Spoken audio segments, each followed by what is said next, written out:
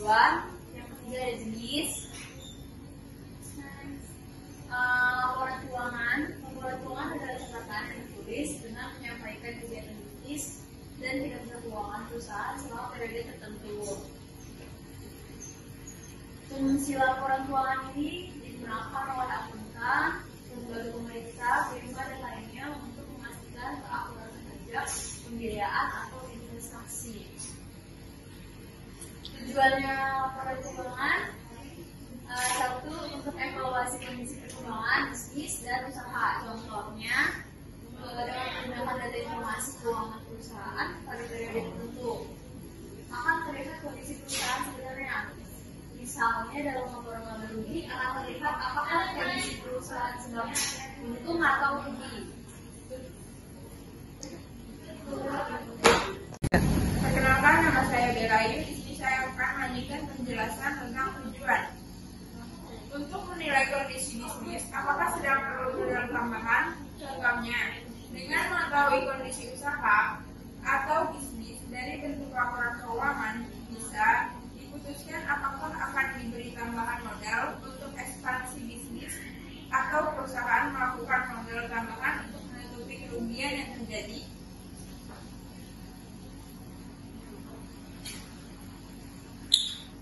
Kemudian, sebagai laporan pertanggungjawaban kepada stakeholder, contohnya, jika pada perusahaan terbuka, investor dan pemegang saham akan menggunakan laporan ini untuk melihat kondisi perusahaan. Jadi, laporan ini adalah pertanggungjawaban sebuah perusahaan untuk memberi informasi kondisi perusahaan kepada stakeholder. Ini juga sebagai bentuk untuk memperlihatkan kalau perusahaan tersebut adalah perusahaan kredibel dan bisa dipercaya.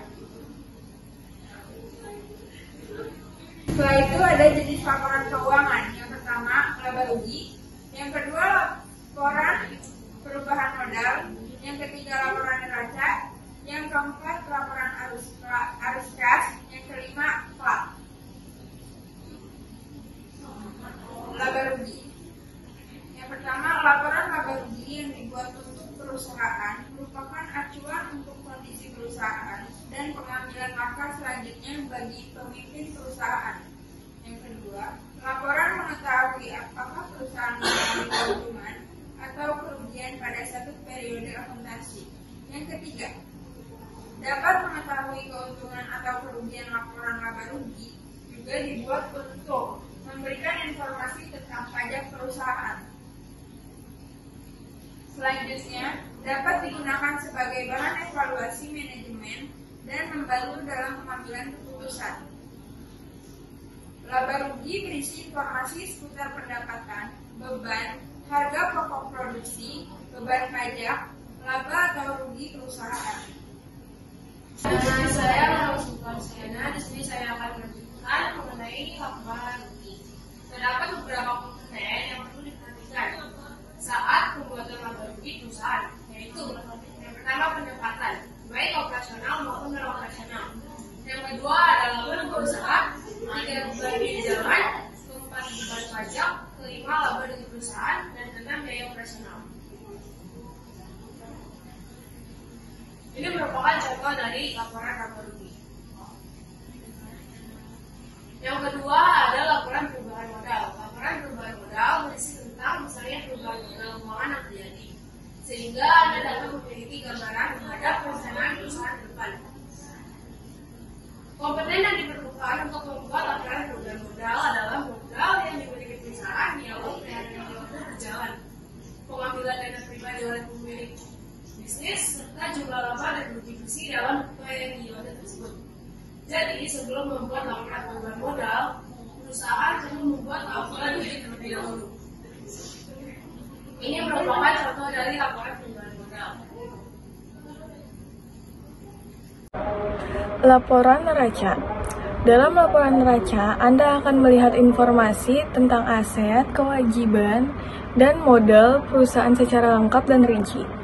Dengan kata lain, elemen dalam laporan neraca lainnya hanya 3 akun tersebut yang telah disebutkan. Laporan neraca sangat penting bagi perusahaan agar bisa merencanakan proyek ke depan.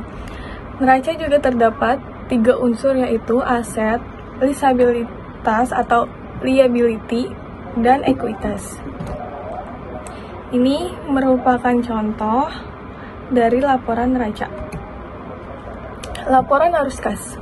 Laporan arus kas merupakan bentuk penanggung-jawaban arus kas masuk dan keluar selama periode pelaporan. Laporan arus kas terdiri dari 3 aktivitas utama berikut ketiga contoh secara aktivitas keuangan tersebut. 1. Aktivitas operasional.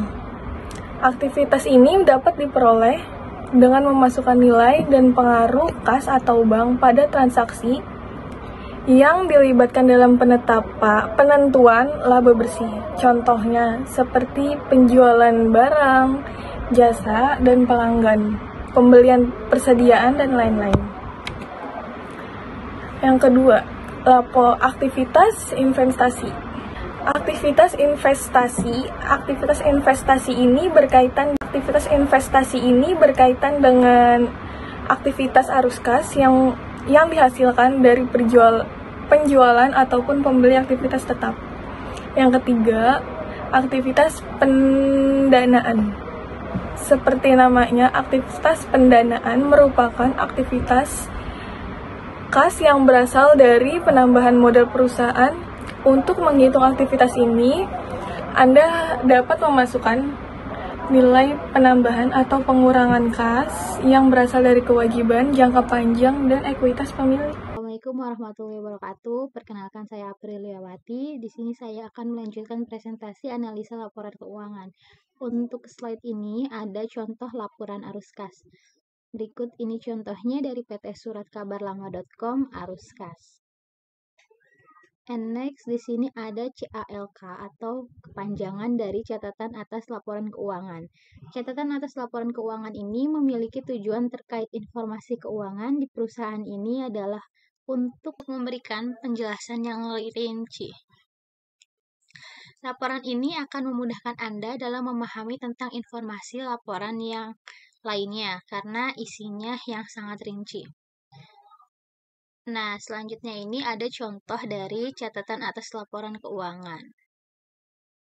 Dan next ini ada kesimpulan. Kesimpulannya adalah catatan laporan keuangan dibuat untuk memberikan penjelasan secara detail dari semua pos yang disajikan di laporan keuangan perusahaan. Catatan ini dibuat setelah Anda menyelesaikan laporan keuangan seperti arus kas, laba rugi, neraca, dan juga perubahan modal.